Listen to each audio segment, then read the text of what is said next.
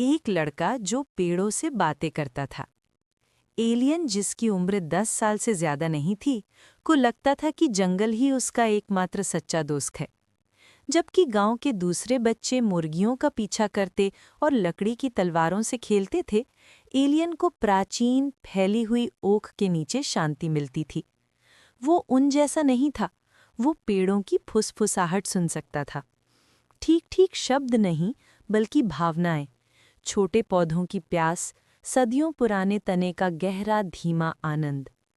एक तपती गर्मी में जंगल में एक बीमारी फैलने लगी। पत्ते भूरे पड़ने लगे और जंगल की फुसफुसाहट कमजोर और उदास होती गई। गांव वाले हताश होकर सब कुछ आजमा चुके थे। प्रार्थनाएं, नई खेती के तरीके, यहाँ तक कि बीमार शाखाओं को जलाना भी। कुछ काम नहीं आया। जंगल और उनकी आजीविका मर रहे थे। एलियन चुपचाप हो रहे इस दुख को बर्दाश्त नहीं कर सका।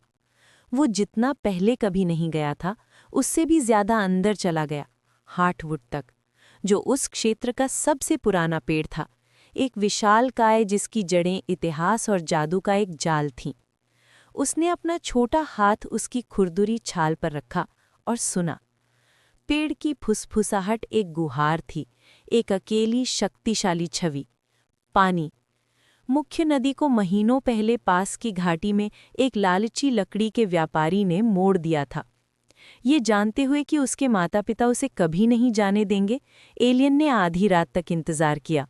उसने केवल एक पाव रोटी और अपना छोटा चिकना नदी का पत्थर लिया, जो हार्टवुड से वर्षों पहले मिला एक उपहार था।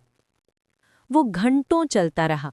उसकी जेब में रखा जादुई पत्थर हल्का हल्का गुनगुना रहा था, जो अंधेरे जंगल में उसका मार्गदर्शन कर रहा था।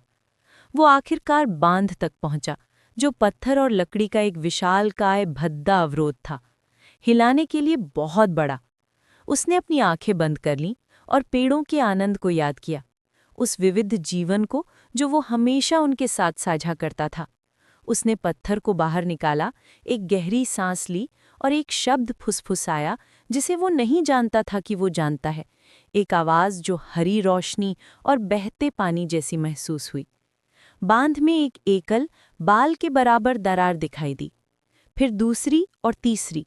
दरारें पूरे अवरोध पर मकड़ी के जाले की तरह फैल गईं, जब तक कि एक कराहती भरी चीख के साथ बीच का हिस्सा अंदर की ओर दह नहीं गया तो पानी उमड़ पड़ा।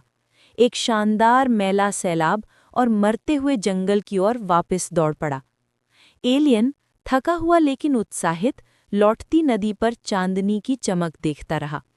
हवा तुरंत ठंडी हो गई।